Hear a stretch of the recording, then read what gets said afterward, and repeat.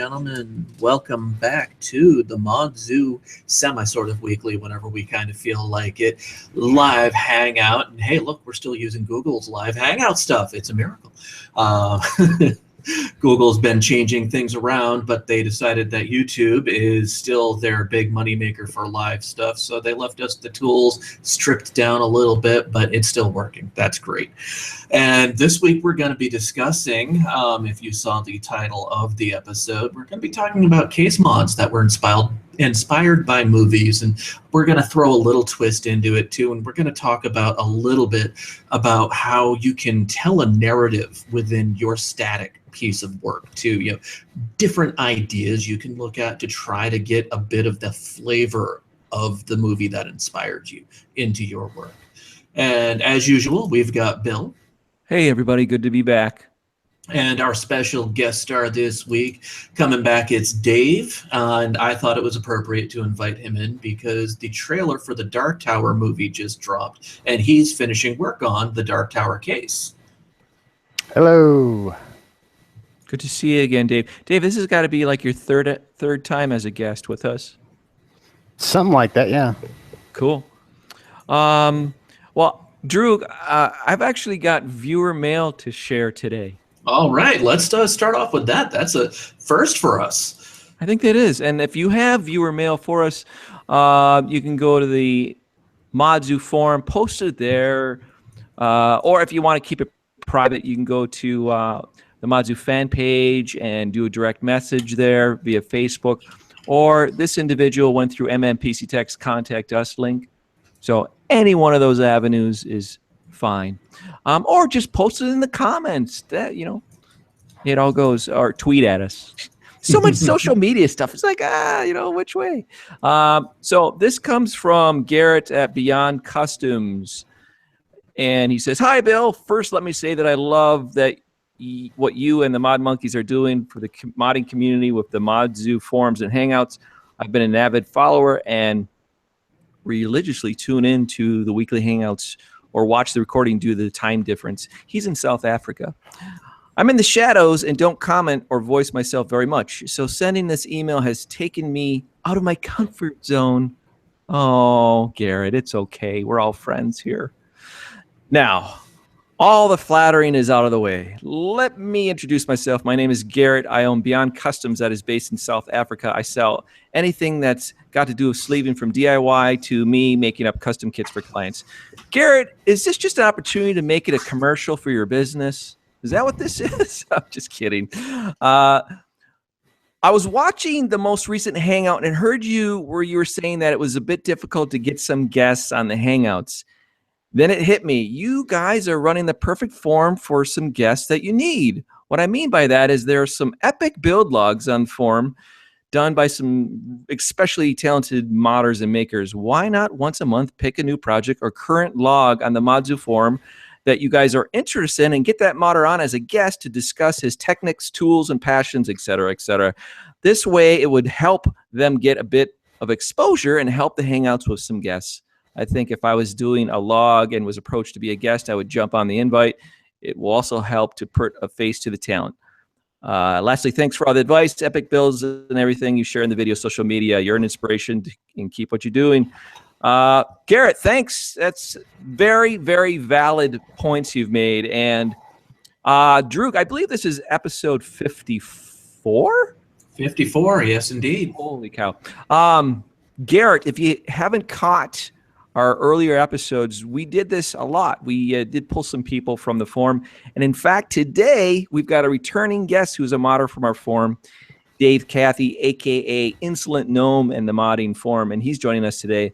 But what I wanted, when I said that on our last Hangout, I was a bit frustrated because, as I've noted before in the Hangout, when we have guests or I'm looking at guests, I want to try to pull somebody that's made a significant landmark on the hobby.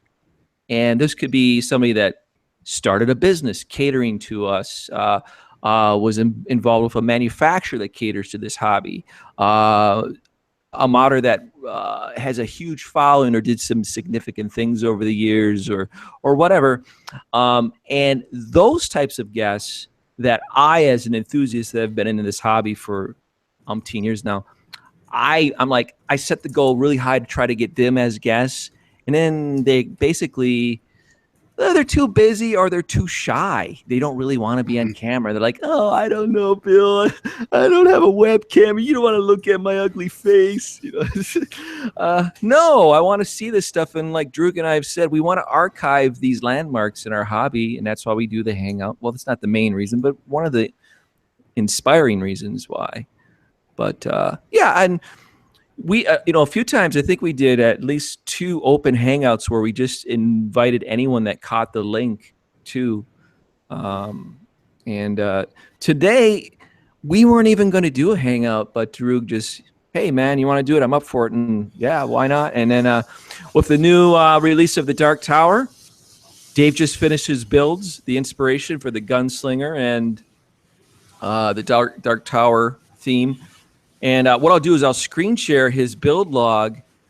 What's amazing about this, Dave, is you did 2 different builds in one work log, right? Yeah. Well, 2 different work logs, but they basically were twins of each other.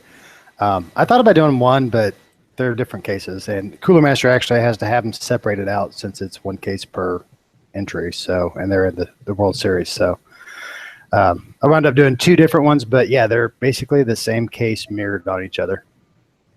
And are they both entered in Cooler Master's case mod competition right now? Yep. Starting tomorrow, maybe there should be voting up for everybody. Oh, and is it allowed to enter more than 1 build into the contest? Yeah. Yeah. Oh, that's cool. I had no idea about that. There's been a couple that have had multiple builds. I think one guy may have like 4 in this year, because you get people from last year who've been working on cases through the year, and they go back to, I think, January the year before. It's funny. My Master Case Racing build, which I started last year, I entered it in the contest when it started last year, that contest. So, hey, maybe I have a chance to actually enter it again, or is it too late? I think all the entries are closed, and it's got to be, I think you can only enter them once. Oh, okay. So, all right. You got to prioritize that stuff, Bill. You got to get those done. You've kept everyone hanging on that. On that build? Yeah. Oh, I'm sorry. No one see how it came out. I should be starting new builds then. Yeah, well, that's just how it goes, dude. There's just too many things going on. Oh, yeah. Oh, I know. Oh, yeah, you do know. I have to say that out of all the modders I follow through social media and our circles, you've got the most stuff going on at the moment right now. Yeah, I tried to. I took it 1 case at a time, and then I was like, I wonder how many I can do all at once. And apparently, like 3 is about my limit, and that drove me about crazy. So thank God they're all done. All right, and you do have a fiance, girlfriend, or wife? No. Neither? Neither. Well, that's how you're doing it then. That's how you do it all this time. That's a lot of, yeah. Yeah. So can you see what I'm sharing on screen right now? We've got you. Okay, cool. If you just want to give us an overview as I scan through the progression here, and anybody wants to see more details, they can go to the TheModZoo Community forums, and the work log is titled "The Crimson King and Man in Black CM Master Case 5 Case Mod" by Insolent And also the Gunslinger. That's what these 2 cases are. The one I think in the back is the Gunslinger. And the one up front was the Man in Black. I started the Gunslinger first, and I was waiting for case and parts and all that stuff to come in. So, but basically they're the same case, gutted. I flipped one of them to a reverse layout, and then mirrored everything on them. So luckily Aces has a board that's the exact same board, but when they added their aura to it, they went with a white design. So I had a red and a white to... It's one of those things about this. These cases have been a nightmare because every time I show pieces of it off to like friends and stuff, they're like, "Oh, that's cool. Why?" And so you end up in like an hour-long story of trying to give the background of the Dark Tower and all that. So, and that's not an easy story to give in a nutshell. No. Me and some friends were on Discord trying to explain it to a person, and I think we went into it for about 2 hours before we were only just get the book. Just get the book and read it, because we can't we can't go any more in depth.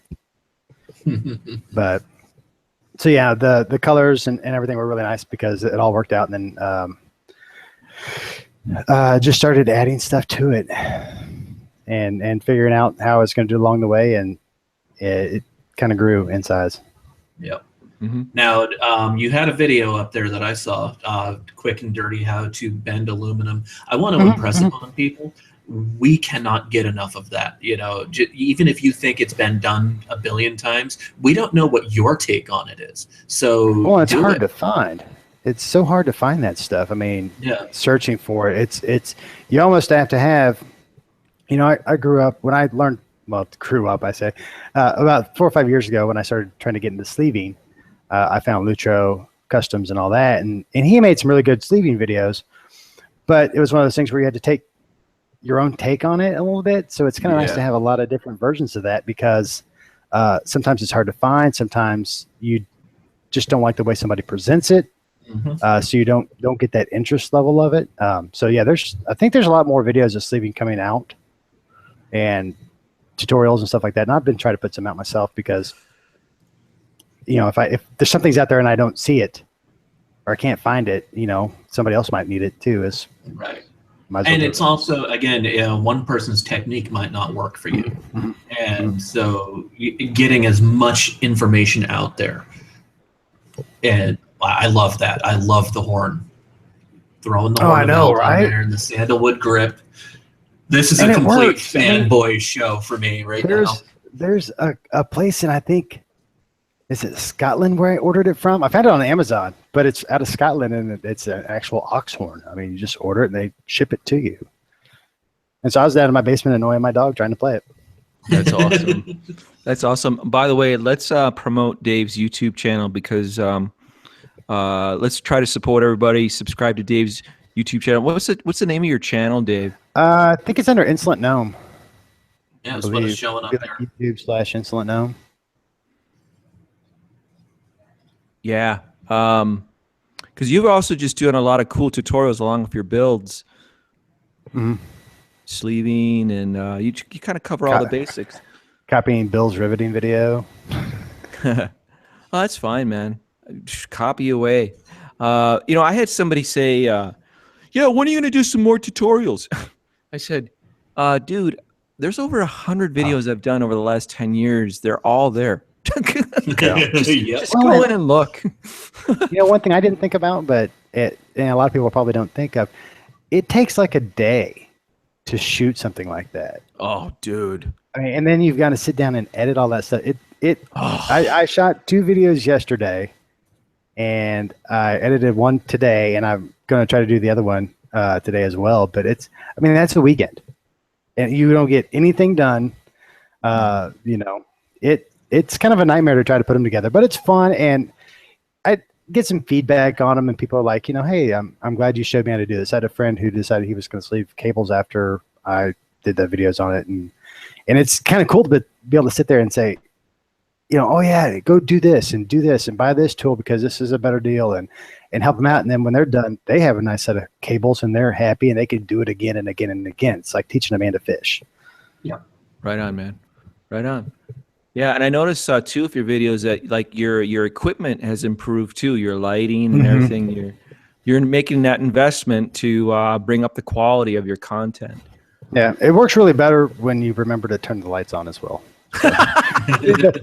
Yesterday, I'm gonna have to figure out how to edit that in because my camera ran out of battery like halfway through, so I'm charging it up, and I went and did something else, and I came back and I kept shooting, and then I forgot to turn the lights back on. So the lighting's going to be totally different. And then the camera died because the battery wasn't fully charged.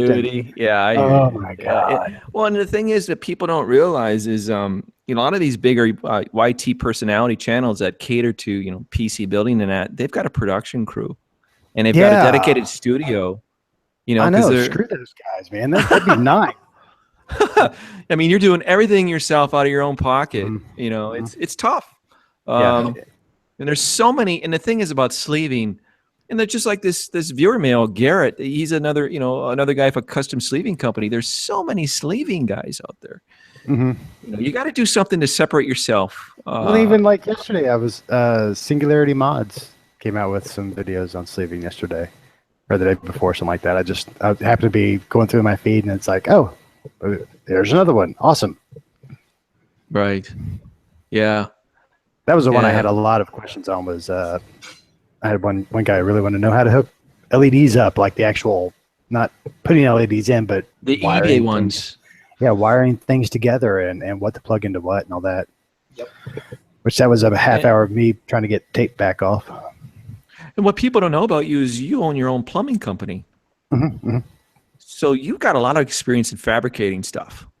Yeah, and I think a lot of it just tool usage. Yeah. I realized that making a video yesterday, because I don't follow the standard, try not to do everything right and not cut your hand off. Because I've used these power tools for years and years and years and years and years. You get comfortable with it and kind of lax. So that's not a good thing. But knowing what tools to do what and how to get things done and how to, work through a problem real quick really helps on a lot of this fab stuff, because that's all 90% of it is this is a problem. How are we going to fix it? Yeah. Right on. Let's get back to your work log so we can see the results here. And my question is, I didn't read the Dark Tower series, so my question is, on one of your builds, is one of the features. And now I just want to say this. This is my favorite aspect. Was the weathered industrial board here, circuit board thing. Like, what's the inspiration behind this? In the story, the world that there's multiple worlds all tied together by the Dark Tower. And in Roland and who's the gunslinger and the Man in Black's world, their world kind of started out magic-y, went through a high-tech phase. They blew everybody up, and then it kind of fell back into a feudal time thousands of years later. So they're going through this, farmlands and small villages, and they keep running into this technology that's 1,000 years old that's been sitting around decaying. Some of it works, some of it doesn't, but they keep running into this old technology, and that's kind of what I went for on this backside was, if you happen to be stumbling through the woods and find this, control box for something that was 1,000 years old, what would it look like? How would it rust? How would it, which it probably looked worse than what I made it look, but that was my first attempt at weathering. So, hey man, it was awesome. This is my question. How it turned out. My first. Well, Droug knows what they are, but at first I thought they were pool balls. Merlin's Rainbow. Bins of the Rainbow. Magical crystal balls in their world. I mean, that's about all you can really say about it. Big gumballs. It looks weird, it's one of those things. There was a lot of stuff that I kind of thought of doing in the builds, and it's like, if I do this, there's going to be like a small group of people that know what's going on. Right. And there's going to be a whole lot of people who are like, what the hell is that? Yeah. That's the perfect example of it. Yeah. Yeah. At least with the gunslinger, you could say, oh, it's a Wild West cowboy kind of thing. And it stands on its own. The Man in Black was one of those hard ones to actually find stuff that fits it. Yeah, because there's so much to his character, and the character himself actually ranges through many different novels that King wrote, not just the Dark Tower core books. And there's not a lot of distinguishing characteristics about him that you can sit there. The gunslinger, you can say, okay, so it's Clint Eastwood from a spaghetti western. That's what his character looks like. So you've got leather, you've got a gun, you've got the battle horn that's in the story. Those are easy to go off of. The Man in Black is a wizard in a black robe. Oh. Now, if you want to, I would almost. Or you can jump to the other stories. Yeah, I was going to say, I almost want to suggest that you want to throw the smiley pin in from. I've got buttons. Best. I've got hard to find little bitty buttons to make, but I've got buttons on my counter that I was going to make his pins from his lapel from the stand. Yeah. That but I didn't get around to it, and I was like, it's just going to have to stand on its own. Yeah. As it is, you can definitely, as a reader of the novels, I can look at this and say exactly, yes, that was based on this character and his associates. Yeah. I mean, that's the hard part about theming these things is the theme you pick kind of determines your viewer base, how much it makes sense, and getting into it, you're like, I really am jealous of people who have done like Superman builds and Batman builds. Right. It's because transparent right away. Oh, yeah. And even if you don't read comics or, follow along in that genre, my mom knows who Batman and Robin are and who the Joker is, and right. they'll get it. Right. But most people don't. This is so in depth that like nobody gets it. Yeah, but no, here's the thing though. You got to think about it this way. Are my expectations to appeal to the fans of the story or to try to grab somebody that's never heard of it and get them interested? Yeah, exactly. And that's kind of where I did it because I like the books and I think they're cool. And, I was the person I had to impress with the builds, I guess you could say. Right on. From the outside looking in, looking at this, I think there's enough little details that even just a non-fan will look at that and want to know more. Mm-hmm. I think that especially Merlin's Rainbow, you're going to draw enough people in to what be the heck curious. is that? What the heck is that? This is a great example that either you're a Firefly Serenity fan and get it, or you're like, oh, it's steampunk. And when I did this build for Corsair, they wanted the theme of Serenity, and I knew about it. I knew about Firefly on Sci-Fi, the series. I never watched it. And then so I dived into it. I watched the movie Serenity. I watched the series. I got hooked, and I totally understood why people are hooked on the series and they want him to bring it back. But yeah, this was the same kind of thing when I did this project. It was a very niche cult fan show. And the famous, not famous, but my favorite story is the kanji in the top copper grill. The kanji came from the side of the ship. Okay, there's kanji on it. Mm-hmm. And after I finished the build and Corsair shared it with somebody at their headquarters in Taiwan, who may have been the person who suggested the theme, in an email, he came back to me and said, yeah, it looks great, but you did the kanji upside down. And I go, wait, the kanji, first off, it's a grill and it matters which perspective you're looking at it. And secondly, in my defense, as a Firefly fan on the bandwagon now, it's a hybrid. The language is a hybrid kanji. It's their own style modification of kanji. So I said, you really can't complain about that. But what we could do is, Droug, you had thought of like, if we all agree on like to brainstorm a movie theme and how we would tackle it. Yeah, because I was thinking about it. When you're picking a theme from a movie, you usually will focus on the aesthetic of, let's say, in Alien, and you are that original sequence as it's going down the hallway of the Nostromo, and you look at the lines of the technology that you eventually see in the bridge area.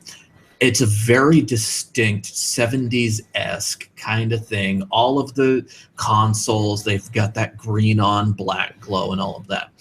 So it's a very easy aesthetic to pull out. Or you could focus on the Jeffries tubes area where they go hunting for the alien later, and all of the exposed pipes and conduits and everything like that, that very industrial feel. That in itself is another aesthetic, where the alien was hiding when it spreads itself out at the very end. Those are very easy things to draw from, but how do you use that aesthetic to tell a story is what I was thinking about. And I get to thinking about a movie like Hellraiser. You've got the what is now known, everyone remembers the leather gear that the bad guys, the Cenobites, are wearing and all that. And it's easy to kind of, you throw together a little S&M kit at your computer and you've got that.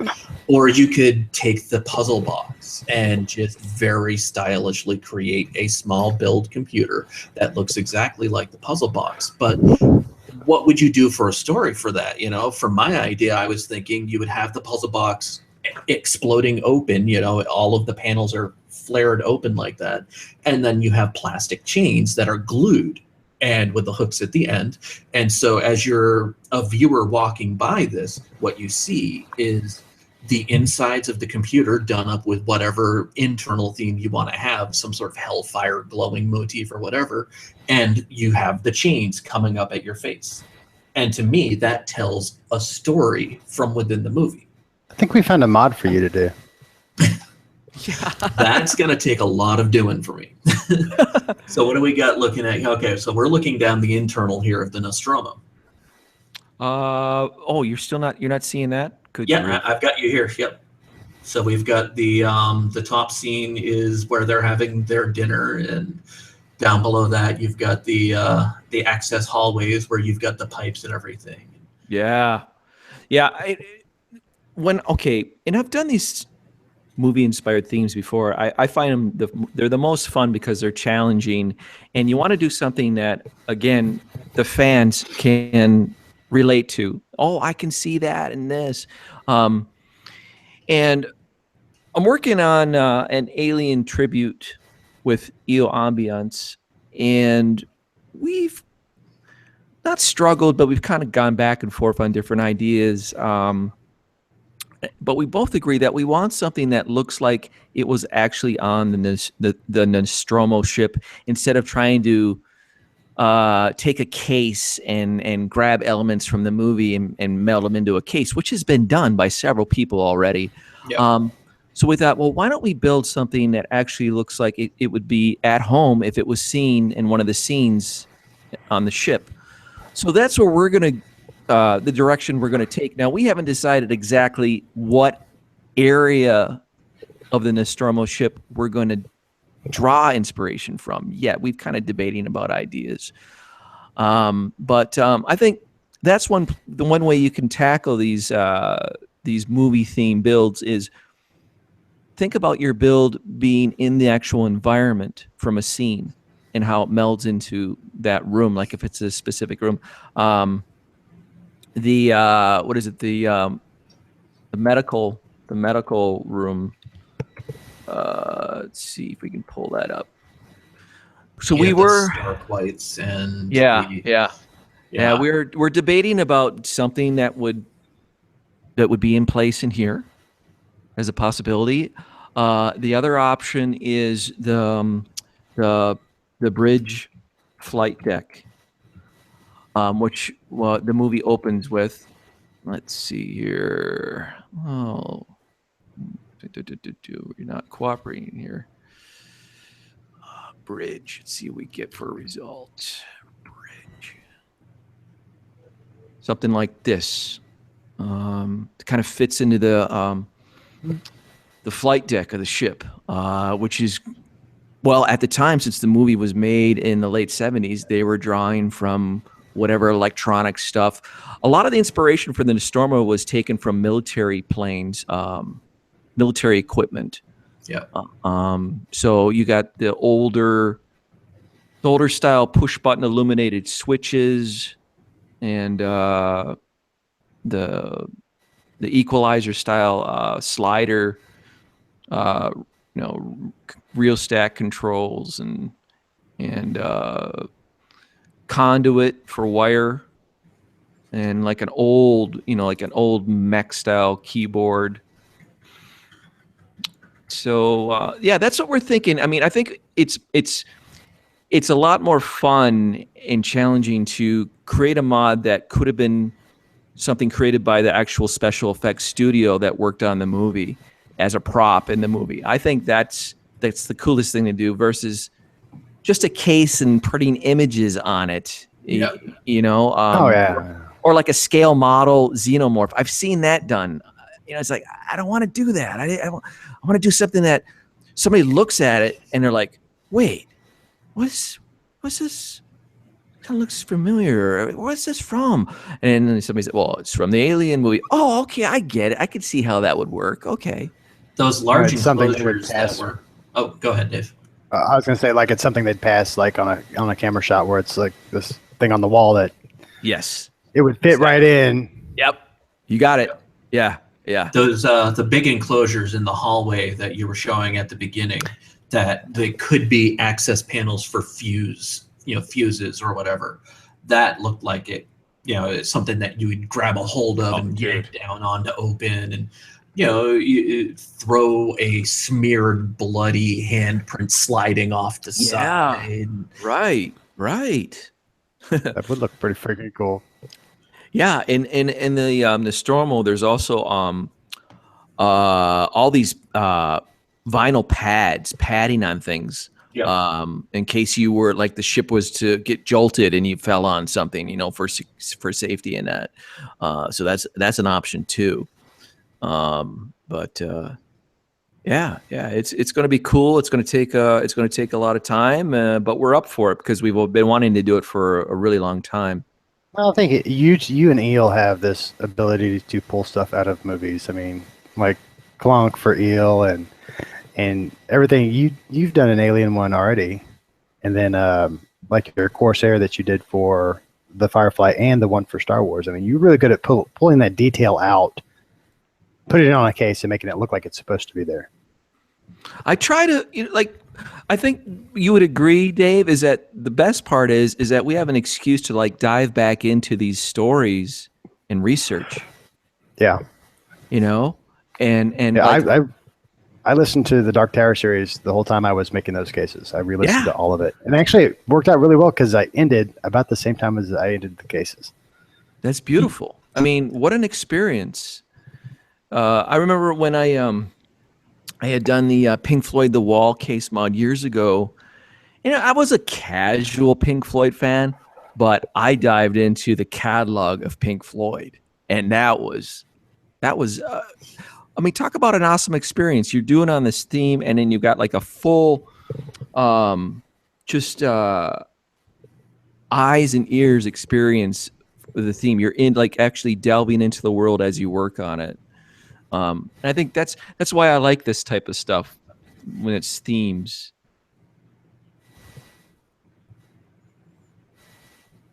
Yeah, there we go. That's a good example of those pads. Mm-hmm. Everything there that should be hard angles and stuff that you could really destroy yourself on. Mm-hmm. Yeah, when you look at the tech back then, oh man. It's dated, but it has a style and soul to it. The way it was laid out. Well, it's like kind of the world of Blade Runner. It's that future from the past. Yes. Yep. Yes. Yeah, and it's not shiny and chrome. No. It's all weathered and used. It's in like real world usage. That makes it convincing. Cheap black plastic, because why were we going to spend money on something nice? Yeah, exactly.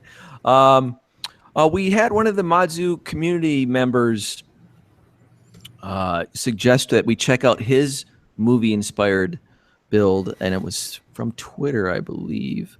Let's see.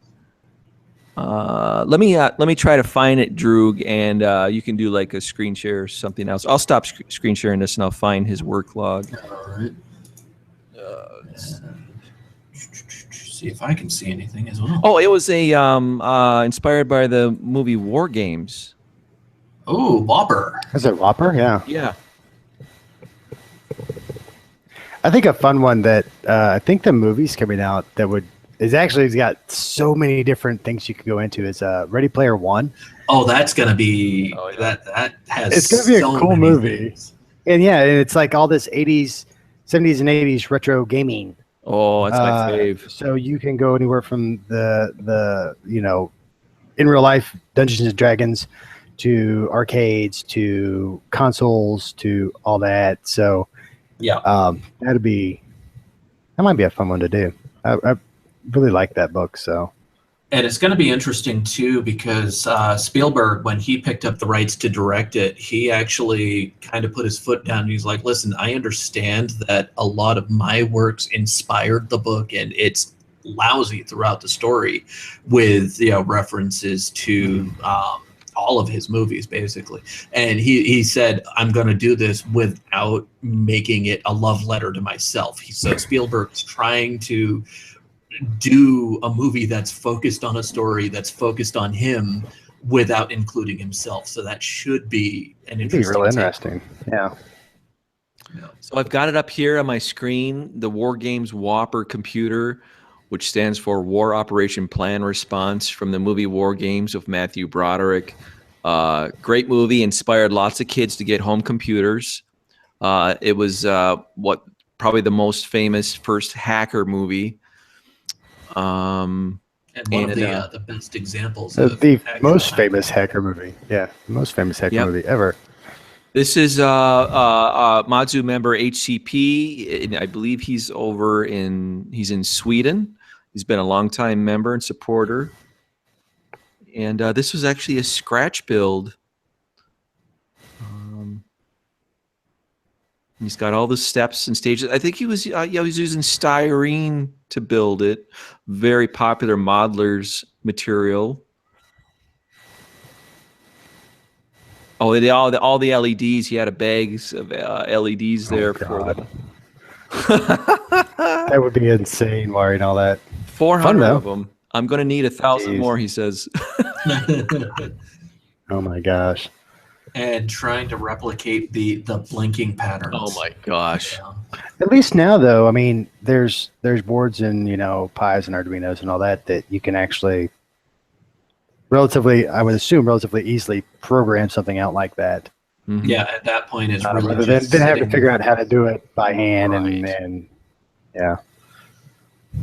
Can always hire Twisted, our good friend Vern Gibson. He could do that. Yep. Wow. That's a lot of LEDs. Yeah. That is some dedication. Absolutely. The overall design of it, it reminds me of something like a Frank Lloyd Wright design that would be made from oak or something. It just has a very... It's definitely got a, if you've ever seen any of the classic 70s and 80s supercomputers, they focused on creating something that you could have visible throughout the entire workspace that wouldn't just overwhelm the thing, because they would have to build it into the building in such a way that your cooling would be part of the building's infrastructure. Right. And so they would actually design fountains out in the entryway that were literally the heat dump for the computer system. That sounds like a Cray Engineering would do something like that. Cray was very, very well known for doing that. They would actually go in, if a company was preparing to build a new site, they would work with the architects to design the mainframe into the actual core of the system, of the building.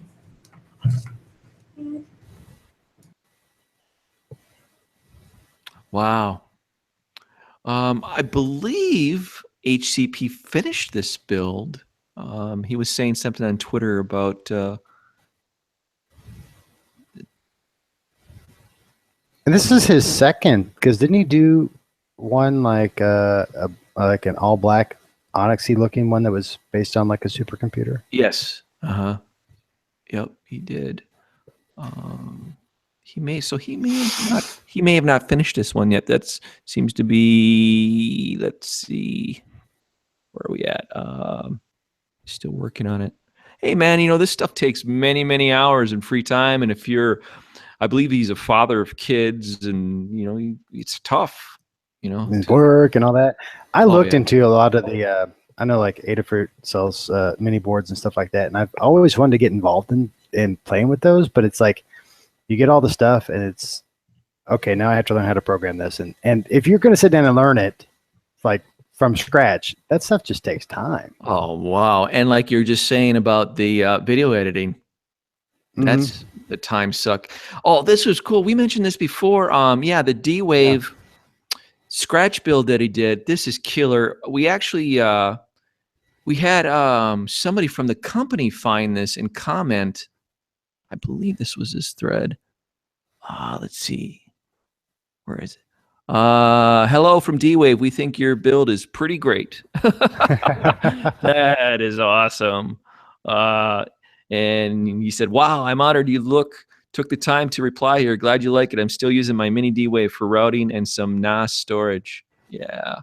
Yeah, he just commented in the chat. He hasn't got it finished yet. And this validates again what Droug and I have been preaching. Archiving your photos online with a reliable host.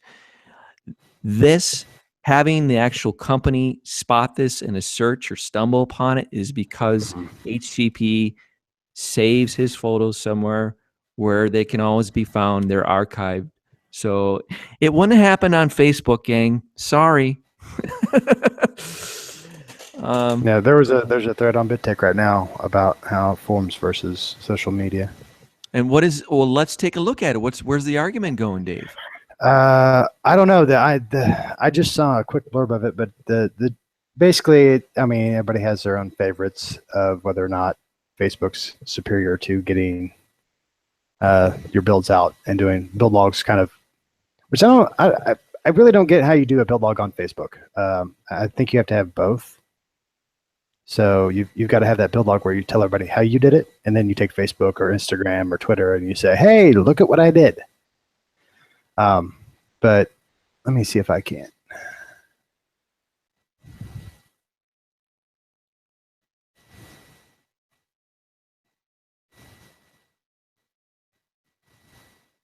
I'm not even sure what it was under.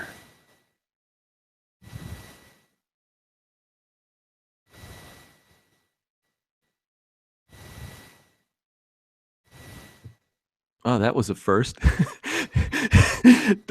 That's historic. We actually left our guest doing the show by himself.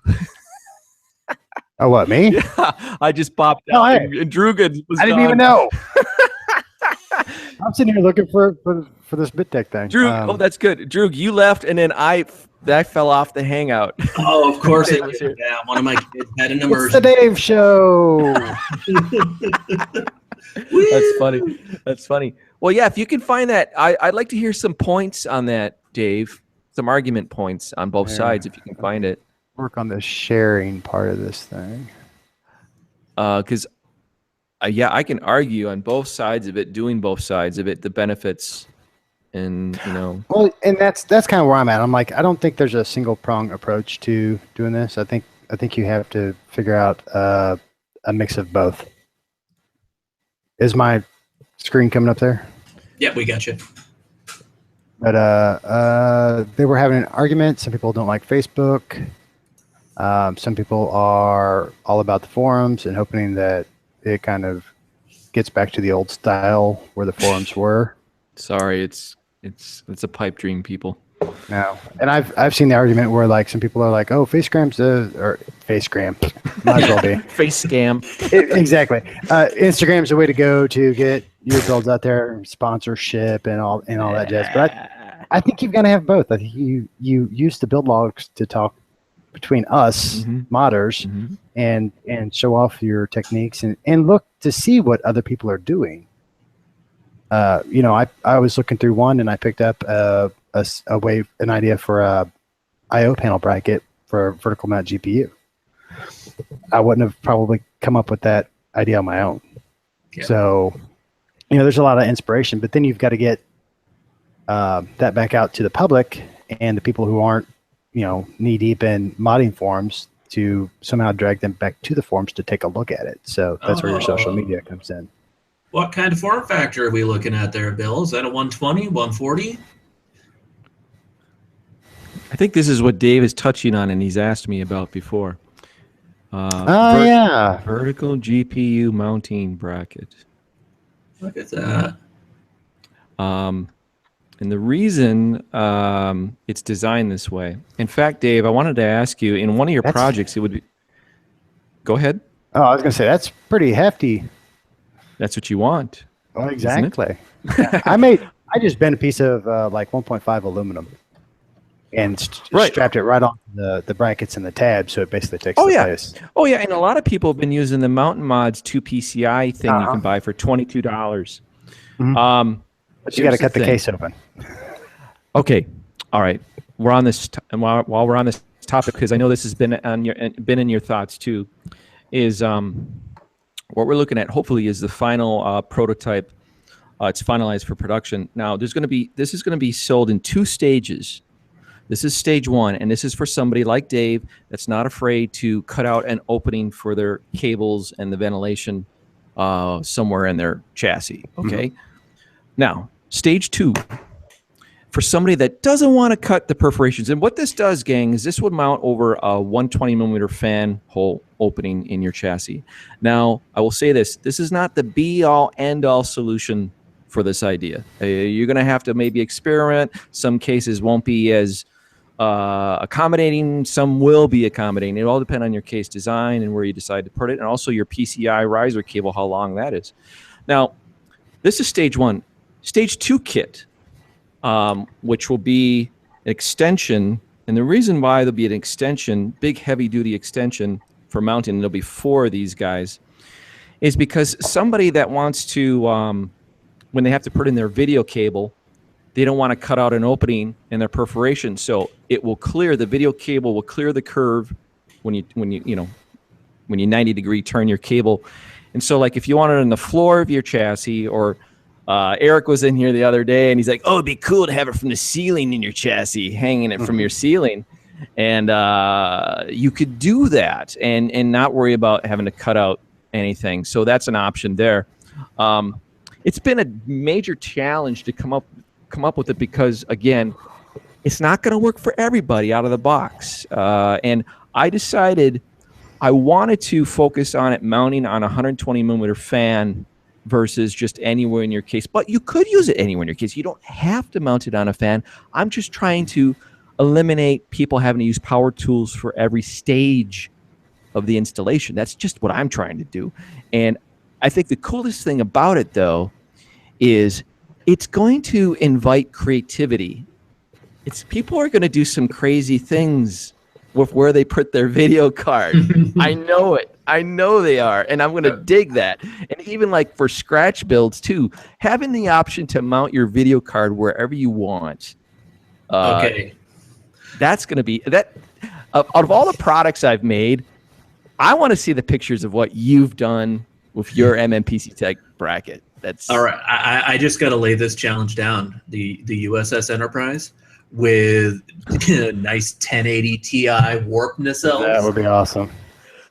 Somebody's gonna be doing it. I hope so. Do it. Do it up. Oh yeah. No, I love the vertical and moving the GPU around, being able to get an extension, and I had one where I put it kind of cocked at an angle, and the one I'm working on now is actually with the N-Win that you're doing on 303 is pretty cool. Yeah, I flipped that on its back to reverse the chassis, and so everything's coming up from the bottom, so it will be a vertical, like from the floor GPU, which is a little weird. The only bad thing I've found out about those, because of doing that, is that air coolers really don't work with that. You really got to plan ahead on that one, because it has an AM4 cooler, and it's a big tower cooler, and those don't turn. No. So it required a little extra modding than I was planning. But yeah, no, being able to move those around, and gives you so many options in a case, and you get to finally see the GPU. That's the whole thing. And it's amazing that we've gone this long with people dropping $600, $800, $1,000 on one video card. It's got the custom non-reference cooler on it, and you don't even see it. You don't even see your investment that you've made in this particular card that you've got in your build. I've got a 980 Ti that I swear to God I spent $900 for all the kit, and it's a gigabyte card with the EK clear block on it and the nickel backplate. And I wouldn't have gone with the nickel backplate, but that's what you see. So there's what, $70, $800 for a backplate that now I've got this block on here that you can't see the block, but you see this nice backplate. But being able to turn that sideways and see the block with the coolant going through it, that looks awesome. Absolutely. It's what people have been waiting for. They're waiting for it. And Dave, I would like to Dave, if you would accept my offer, I would like to send you a prototype to get your feedback on and do something with before I release them to the wild. Actually, that N1 case would be really good for that because of those freaking fan holes all across the bottom of the floor. Oh yeah, I'm bringing this up right now. This is Dave's one of Dave's other project. This is with the N1 303. This is MSI Pro Mod S5 demonstration. Let's see here. You know, when I saw this picture first, I thought, oh, he's doing a Monster Energy theme build. That's what somebody else said. Yeah, the crack between that does work. Yeah. No, it's an Arctic theme, so I scratched my head for a few hours and came up with the idea of a crevice. So kind of like in a glacier where you look through this crevice and inside is this cave where there's a computer all set up. But you've already got a dedicated spot for your GPU in this build. That's that bracket I made. And you just went over. You know what? See, again, you're a fabricator. You're not afraid to chop things up, bend some sheet metal. Most people will never do that. Yeah. Yep. Well, and the M1 makes it easy because they don't have the dividers on the IO shield. Oh. So there's nothing there. On a regular case, you'd have those dividers. You'd still have to cut out as well. Yeah, I've been bugging them about like, you all need to make this and sell it for like $20 and offer it to people with these 303s and stuff because you've got a heck of a deal on the case right now, being able to mount a vertical GPU in there for an extra $20 and not tear the case up. That's kind of the big thing is I don't want to tear the case. I mean, I tear cases up all the time, but some of them are too nice. You don't want to. People don't want. No, I mean, somebody may want a vertical GPU in their case and keep it for a year, but want to be able to move that to their next case. That's exactly right. And be able to sell or pass down that case that they worked in without having 20 friggin' huge holes in it somewhere because they wanted to do some modding on it. Yeah, you know, you've got very valid points for the manufacturers, and the problem is, I think what you're dealing with, and I've dealt with this too. Oh yeah, it's not going to happen. Well, you're talking to a marketing rep. The marketing rep guys, they're a different animal. They've got different priorities. You know. Oh yeah, I know. They don't. And here's the thing. A lot of times, because I've done consulting for these manufacturers, and the marketing reps, you would think they'd have a lot of influence on the direction of things, and they don't. They don't. A lot of these guys don't. They're just treated as marketing reps, and like, oh, what do you know? You can do the Facebook and Twitter. Go do that. You know, just let us do the engineering here.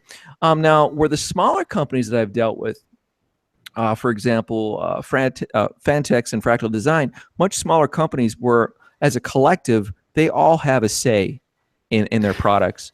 And I think that's where you see, that's when you're a smaller company, you can maneuver through the market easier and make these changes that enthusiasts like us have told these guys.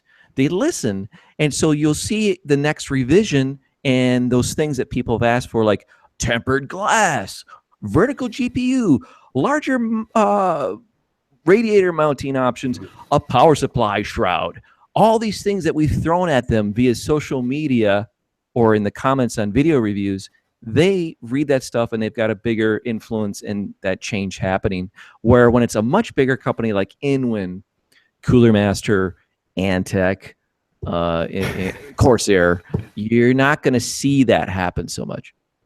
Yeah, well, and like, I mean, just in my experience with like Fractal, what's Josh, head of the VP of marketing in North America? Yes. Yep. So I can go to a LAN and I can talk to Josh. Yeah. And not somebody who's making a paycheck to be a marketing person, but $10 an hour, $12 an hour. Yeah. So you got a lot more direct connection to somebody higher up in there because they're not hiring, you know, people to go around between LANs and stuff. I mean, they're just, Josh fits it in and plays video games and enjoys all the people there. And, but you can talk to him and say, oh, this needs to do this, and you have a better chance of it working its way up the He'll chain. listen. Yeah, he definitely listens, and he has a big influence back to headquarters in Sweden because Josh has helped put Fractal on the map because Josh works with all the big YouTube. He knows all the big YouTube personalities. Makes the best commercials. Yeah, I mean, Josh knows how to make connections and get a product out there. So they listen to Josh, and that's why Josh is still working for them. Where most of these other companies, it's a constant turnover. It's a revolving door of the reps. So you mentioned my Rogue One, which was with the Corsair 600C case, and that's the reverse. Yeah, that is the reverse. Is it nice? I just got one. Awesome. Can I lodge a complaint about it though? My only complaint is because, yes, I've become the clear window and door guy in the industry, is that the smoke plexiglass side panel is really flimsy. I would have liked something that was more substantial. That was my only complaint. And if I had more time on this mod, yes, I would have created a replacement clear door for it, but I didn't. But this was because Rogue One, this is just before the release of Rogue One. This is for CES for Corsair. They sent me the 600C. And as Dave noted, it's an inverted design. It's basically if you turn your chassis upside down. And I'll tell you, I can see why so many people love inverted designs. It just makes sense for things. And it was an excellent candidate for doing. This is where I did the first vertical GPU mount. Was this just because the chassis, it made more sense this way. But this was another movie inspired theme, and so when I did this, I'm like, well, when you think about Star Wars, what are some like iconic visual cues, like as in surface features that somebody would see and go, oh, okay, like the Death Star hallway. Right away, one of the most iconic images is the illuminated hallways of the Death Star that Darth walks down, and you see in different scenes of the movie. And then when you look at the surface features of the wall panels, like the dock where the Millennium Falcon is there, and when Obi-Wan has the lightsaber fight with Darth Vader. Of course, that's not in Rogue One, but I drew a lot of inspiration from the first Star Wars movie because I thought, well, most people will relate to these images because they've just been around for so long. And then what I'll do is I grabbed there was only the trailers at the time that you could get images from, and there was a scene of the landwalkers, the AT-ATs on this planet with the Death Star in the background. So that was a mural, and then of course K2SO, the Imperial droid from Rogue One, and this was one of those mods where I didn't have a lot of time, and so I thought, in the shortest amount of time to kind of grab these elements but still fabricate some custom stuff, this is what I could do, but if I had more time, I think I would have done like more of a K2SO theme build, like just him alone. But this was just really what this mod is an example of visual cues from Star Wars that people would see, like, oh, I get it. That's the Rebel Alliance logo or whatever, so yeah, but well, that accomplishes what a movie build should do. It takes parts of that movie and it's recognizable right off the bat. Right on, and that's what you want, especially if it's something that's going to be at a trade show and the general public's going to be walking by it all day, and they'll kind of look and go, oh, okay, yeah, I know this. All right, that's what you want, and that's what the vendor wants.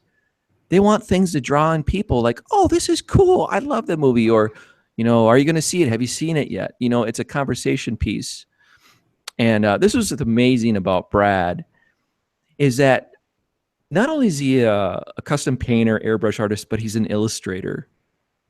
And he hand painted K2SO. That's all hand painted from a sketch that he drew up. Yes, that's why I've worked with Brad for years. You know, he's so adaptable to whatever you throw at him. You know, yeah, that was cool. I tweeted when we were working on it. I tweeted at the guy that plays that does the voice for K2SO from Serenity Firefly. I don't remember his name. Alan Tudyk. Yeah, he never retweeted it though, but I tried. He had a Northwest build done. They gave him, I think, with the just some airbrushing. Oh, really? Yeah, it was one of the boutique builders. Oh yeah. Northwest Falcon Maybe. Northwest. Yeah. Oh, I could see him doing that. Hey, why not for PR? You know, I've had there's the hallway from the Death Star. I've got a friend. It's like you pull that right out of it. Yeah, man. It took some time to get the right proportions and scale so it translates. That's the key. I've got a friend that's really into heavy metal. Besides Droug, you know, we all know that Droug loves Iron Maiden. I've got another friend that's he's a big Metallica fan and a big Dave Mustaine fan, okay? And he follows Dave Mustaine on Twitter. And twice over, I don't know, the last 2 different times, Dave Mustaine, over the last probably 10 years, Dave Mustaine will put out a tweet, hey, gang, I need a new PC. What's the best out there right now? He'll put a tweet out like that. And then my friend will tweet at him, have Bill build it. Bill should build it for you. He should do a theme, one of your album themes or something like that. And it never happens, but it's just funny that, you know, I could see that maybe that Falcon Northwest, it was the same kind of situation where Falcon's just like, hey, if it's for this guy, we'll do it for free. Where if I'm doing it for Dave Mustaine, I'm sorry, I'm not going to do it for free. Well, and I mean, all they did over what was normally in one of their builds, I mean, they may have changed to the fluid or something color, but I mean, it was basically just an airbrushing on the side. So I mean, what's that? Yeah. $700. Right. I'll tell you that one thing I've learned about these boutique builders, and like I've tried to like tap in. I don't even know why, but I just thought, why not? Is try to tap into that market. And the truth is, and like even when we did the Origin PC ModZoo build, and we took their Millennium Edition case and we modified it and we really made it nice. That's not our market, man. It's just not the market. The people that buy those, they don't care. They just like, I don't care how long it took. I just want these specs and I want it to look like this, and I just want to order it and get it. And then when I have a problem, I want a 1-800 number to call to help me. That's all they want. They want a box that looks halfway decent with some sleeve cables and maybe some colored fluid and flex tubing. Yep, that's it. They don't give a damn if it's 6061 billet or whatever. I don't care. They never want to look inside. Hey, how do I send it back to you so you can update the video card for me? I don't have time for this. Yeah, that's how it is, man. The price difference too. I mean, just because those things are just on a assembly line, basically, aren't they? So, I mean, you and I could never build anything that cheap and make money. No, yeah, no. We could lose money at it, but it's just there's just different realms of this market, you know, that cater to different enthusiast levels, and you know, I'm DIY. I'm all my fans and customers, they're like you. They're just DIY guys that have a workshop or like to just cut up things and change things on their own. It's their hobby, you know. Well, that never hardly anyone makes anything that I want. So I've got to kind of change it. I found one case that I like, and I can't afford it, so I have to make my own. Right on. Yeah. Yeah. Now, this is another thing too that just seeing that you're our guest today too, Dave. And I know you're a big motorcycle guy. Sport bikes is one of your favorite things, and you're also a car guy. And I keep telling Droug this. At some point, I'm going to do a hangout where it's all about the cars, ModZoo members, and we're going to talk about cars and car stuff. But while you're here, have you had some interesting cars you want to share or cars you want to get? Personally, I've never had it. I mean, the most interesting thing I had was a 97 Firebird. It wasn't interesting. I mean, it's the biggest 97 redneck. Firebird. Yeah, Formula. It was one of the biggest redneck cars I think you could ever get, but it was fun to drive. Now, I grew up looking at them and reading the magazines, and then I got into motorcycles, and I kind of stopped. My dad's the car guy. He's got 267 GTXs. Holy Hannah. Yeah. And running to the car shows and seeing what he sees. There's a huge Mopar group here in Central Missouri. So they'll have like a Father's Day get together, and you'll go down to this old, it was a wholesale car place, but I mean, you'll run into wing cars and, AARs and just everything Plymouth. It's Did you say it was 67? Yep. That's his. He's got Turban Bronze, which is like a coppery metallic, and he's got one that's a street car and one that is a strip car. Is this it?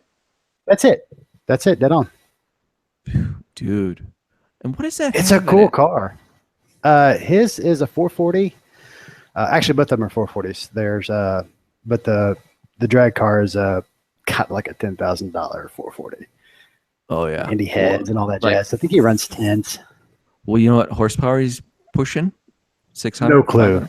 No clue. Probably, yeah. It's set up for nostalgia, so it could actually go faster. We've got he's got a friend that would run 9s in those things, and it's 9s.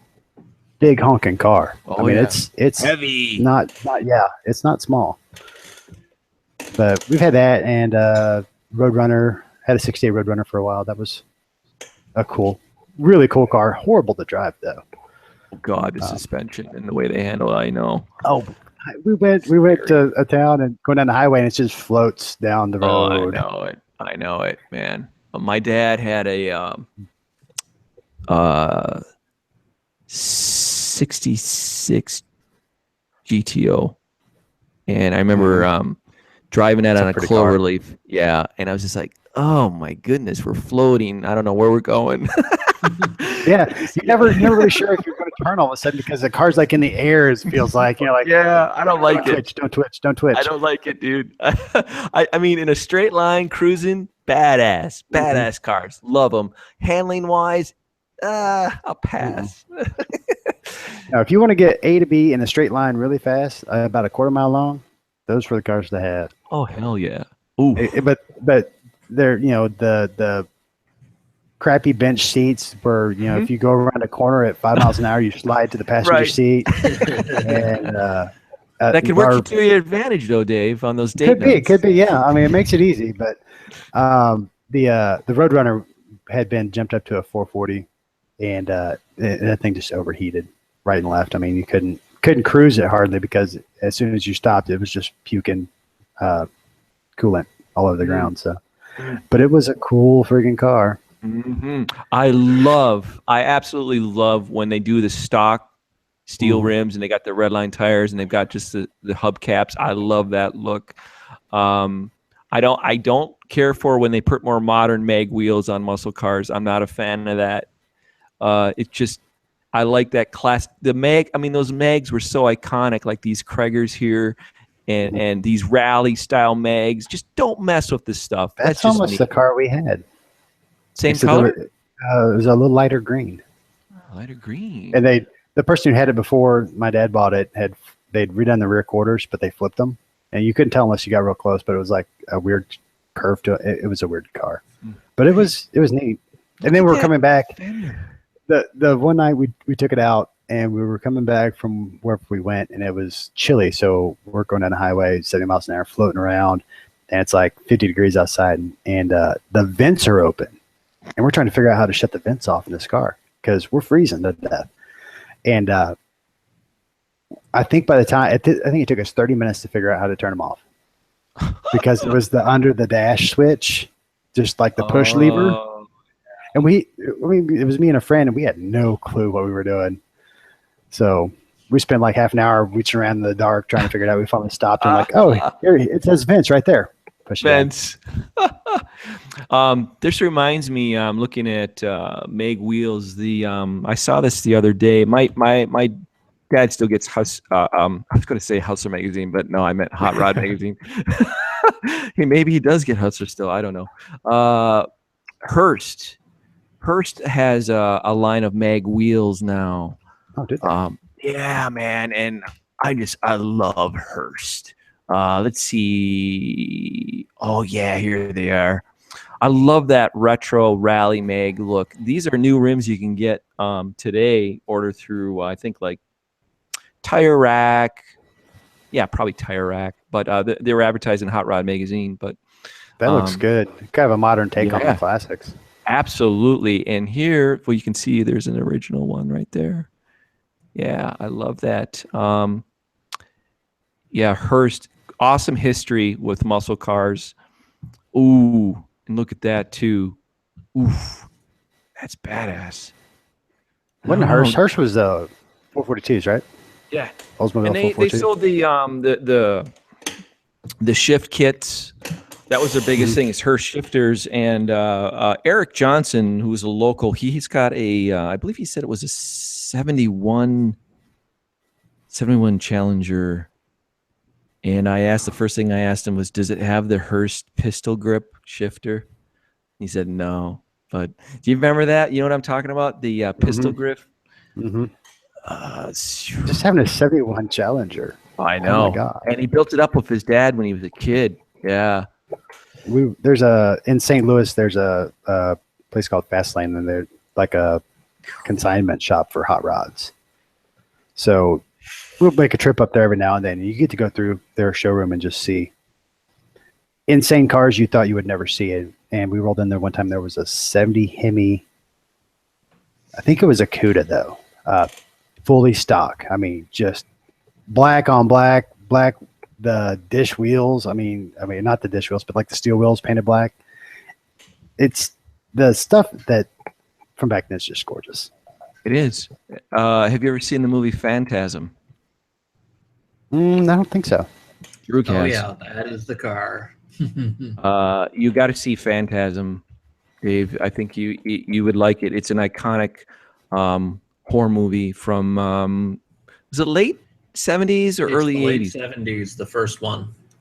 And one of the guys, the kid's older brother, the main character. Oh, here's this shot right here. Drives this car, and it makes appearances in the movie. It's just, yeah, black on black, and it's gorgeous. Yeah. Those things, everything back then just had style. You know, it wasn't the rounded kind of bland that a lot of cars have. And that's obviously the reason they went back to this retro look and all these hot rods and stuff. The cars are coming out with now because they said something when they were sitting there. They were moving even though they weren't even started. Right. They made a statement. I think, maybe I'm wrong, but I think Chrysler had to bring the Cuda, had to do the Cuda styling because the Charger kind of fell flat. The four-door sedan Charger didn't really have that, that feel. I mean, it was cool when it came out, but it's like, no, that's not really. The rear end's a little bit wrong on them. Yeah. It looks funny, but the Challenger and then what's the Demon that they came out with? Oh yeah. You and I must read the same stuff. Well, I walked down to see my dad, and he's like, "Have you heard about that new Demon they're coming out with?" And I was like, "Demon, whatever. Demon back in the day was nothing, but what they're coming out with now, yeah. Track ready. They'll sell you the small front rims that actually have a spot in the trunk, so you can drive it, swap your rims out, and drag race it. I think he told me you can't actually take it to a drag strip because it's too fast.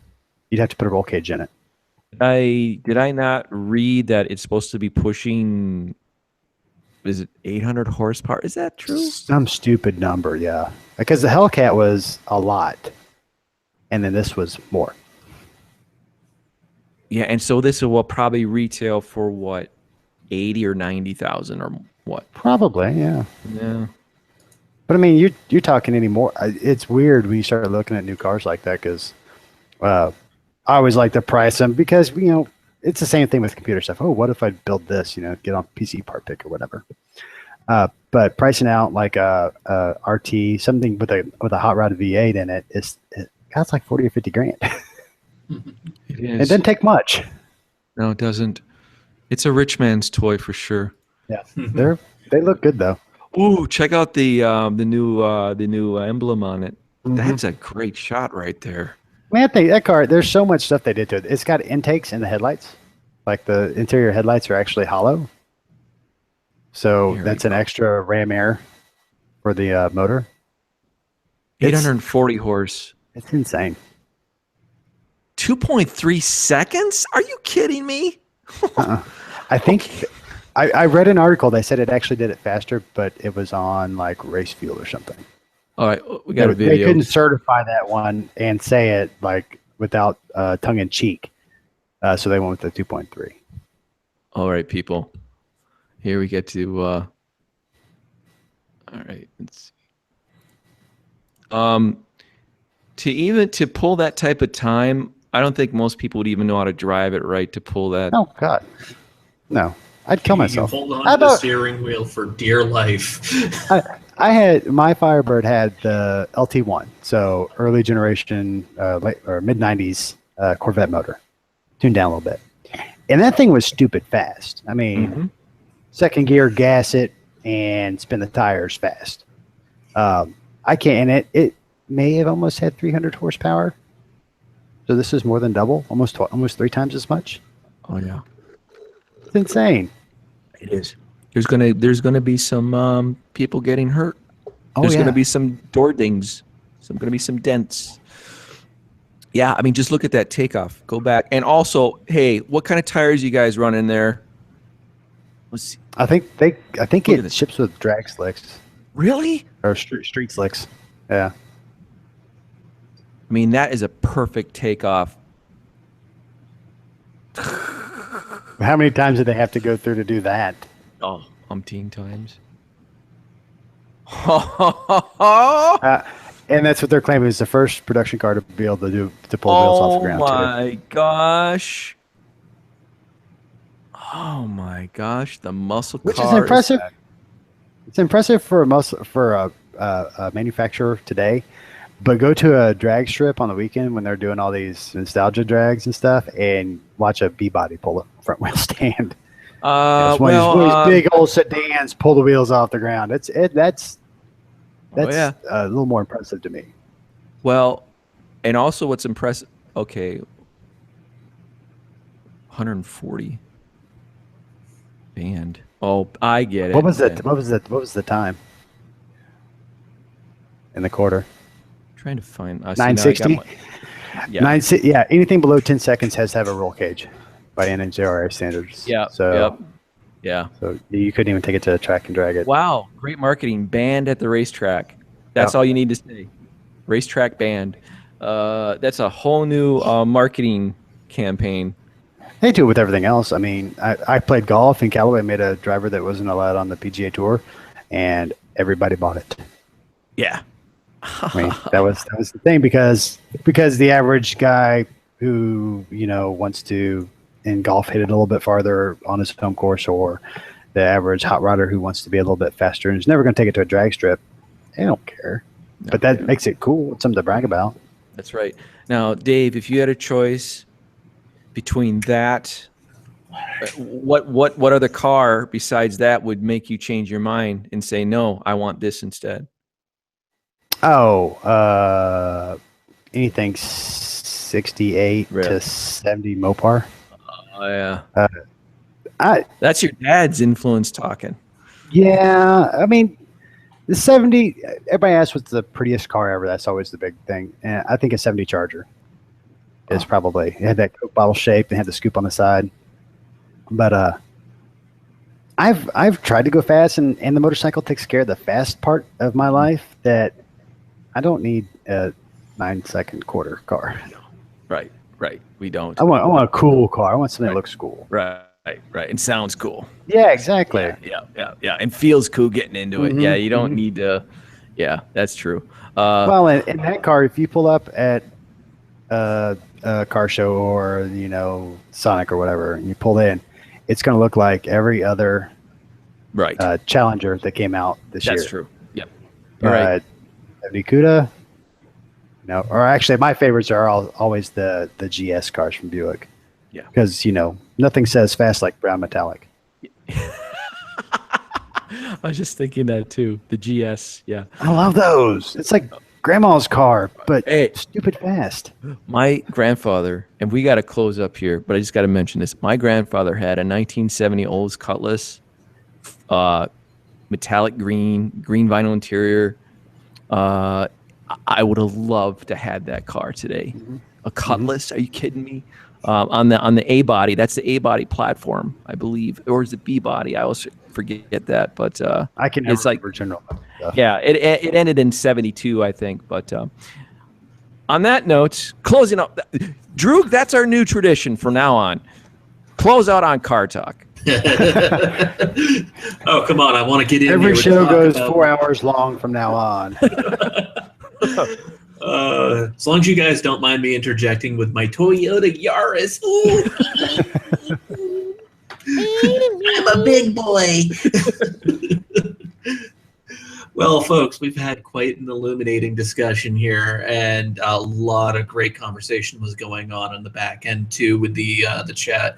Not very many questions directed at us, but I did see one. I missed who sent it. Bill, the PCIe extension cables that you use, what is the maximum length that you've seen?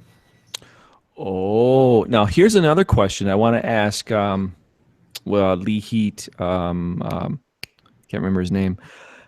Can you daisy chain these without? Hold on a second. I might be able to tell you. Okay. I don't remember. That's a good question, though. But see, yeah, somebody brought up this same thing. Is why not connect to a really super long one?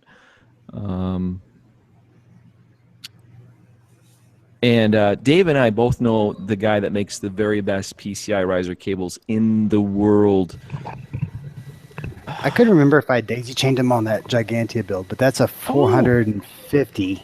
450 millimeters. Yeah, and I think he. Well, not millimeters. Was it or centimeters? Yeah, centimeters. 450 millimeters. I think he's up to 600 on. Yeah, that sounds about right. Yeah, on the standards, and I think he's tested them daisy chained together. So I'm not sure. I'm missing one around my house somewhere, and I thought maybe I'd got some extra length on it on this one, but I guess not. Okay. I'm gonna send him an email and confirm that. Okay. But Dave says it sounds like it's 600 millimeters, the longest out there. And I can tell you this. Just a sec. I'm gonna run and grab something. Okay. All right. And I will say, the longer the cable that you're gonna get, you are going to get some latency because PCIe spec does rely on the back and forth chatter. So you're gonna. It's worth it. It's worth it. Oh, hold on here. All right. You want a long riser cable, right, my friends? This is 18 inches. This is the one made by 3M. And these are available on digikey.com. And I believe the retail price is around $80. Okay. Only thing is, though, and I know you're going, but it's not black, Bill. It's silver. What am I supposed to do with it? You'll figure it out. You're a modder. You have to sleeve it or something. They only come this way. But these are considered, and this comes from Lee Heat CEO as well, the best in the industry for PCI riser cables. These are the ones used in data centers and servers and all that stuff. So DigiKey, this is 18 inches long, people. So. Okay, and we've seen Martin Hutnick in the chat said that you can apparently get them over 1 meter, but as I was saying while you were off grabbing that, Bill, you're going to start to see some major latency on that because especially with video cards, you're relying on that back and forth. And going over copper electricity unfortunately doesn't get to the speed of light, and so this is why you're starting to see us run into some walls with the speeds of RAM and everything, because there's only so fast you can go before you just run into your wall. But as I was starting to say before, great conversation, a lot of great ideas being thrown around. I saw some great back and forth about thermal take going on in the chat, so it'll be interesting to dig back through the chat as I review the show. And I just wanted to say that we're starting to get towards our summertime planned, not really break, but we're going to be kind of cutting it back a bit to one, maybe two hangouts a month over the next 3 or 4 months. And that's just because everyone's got stuff to do during the summer.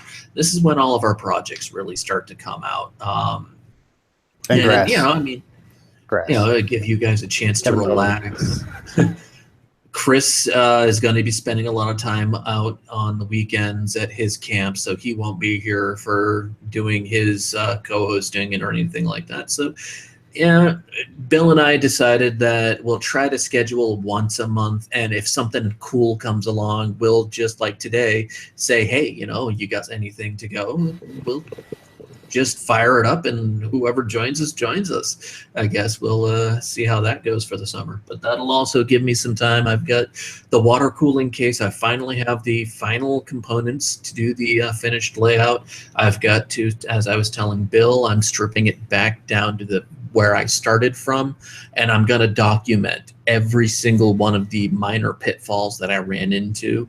And this is going to be written up in a way that demonstrates even somebody like me who has known water coolers and modders for years that there are pitfalls anyone can fall into if you're not doing this on a daily basis. And with a little bit of time on Google, I was able to overcome everything that I could. I didn't even have to go to the guys. There were a couple of times I thought I was really going to have to beg the guys for assistance with a custom drilled out plate or something like that. And I ended up just spending a little bit of time on Google and picked up a couple of parts and just a little bit of research, a little bit of back and forth chatter, and we got everything sorted out. And so what it took me 3 or 4 days worth of back and forth with you guys in the chat, in the Skype chat, and I got all of my issues sorted out with instead of having my water cooling, it's a pump reservoir altogether. Instead of having it in the front up against the hard drive cage, which was the original plan, it's now going to sit in the back on a bracket, so it's actually where the rear 140 millimeter fan was. And that gives me a little bit of wiggle room to play around with, getting some up and down adjustments and whatever. And it means my runs to the processor are going to be really short, which is going to be, it's a difficulty in and of itself, because when you're bending acrylic, it's going to be a fight for me to get things set just so in this situation. But on the other hand, it means that I don't have to worry about, misalignment over a distance. That's one of the things you've got to worry about when you've got a long run. I was kind of worried because it looked like I was going to have approximately 12 inches across the top and then another 12 inches down. And if you don't get that 90-degree angle the first time, it's going to be a fight realigning everything and back and forth to the heat gun. And you're going to end up weakening your acrylic the more often you bend it, too, to get those tight fits. So I'm hoping you can't leave now that we're talking about your build. No, I'm under a deadline, sir. You're under a deadline with the build or your wife? The wife. Oh, okay. Well, we'll talk about it next time. Yeah. All right. And so basically what I was trying to say before we got into this is expect that we don't know exactly which week of each month we're going to be doing this, but we're going to try to get 1 week settled out where we've got a predetermined thing, got our guests lined up and everything like that, got a theme for the week. And then maybe one of the other weeks, Bill and I will just randomly pull something out and just throw it at the wall and see what sticks. So that's next week. We definitely won't be doing a hangout because of Mother's Day. So you guys are want to spend the next week modding something up for your wife, your mother, grandmother, all of the women in your life that have children. You go kiss their asses, please. They're the ones that really allow us to do this. You know that, right? So except for Dave. I've just got one to worry about. There you go. Your mom. Get mom taken care of, sir. Yep. So on that note, get out there, find that thing that's irritating you. I just spent the early morning with my son building a small, simple machine replica of a clothesline, little couple of pulleys that he can demonstrate, 2 pulleys moving a line back and forth for his class. And, simple little project. It was fun getting in there with the wood. So if you guys, you've got your own stuff you need to fix. So get out there, mod your lawn, mod your driveway, mod your car, just mod something and come tell us about it over at TheModZoo.com/forums. Have yourself a good one. We'll see you when we see you.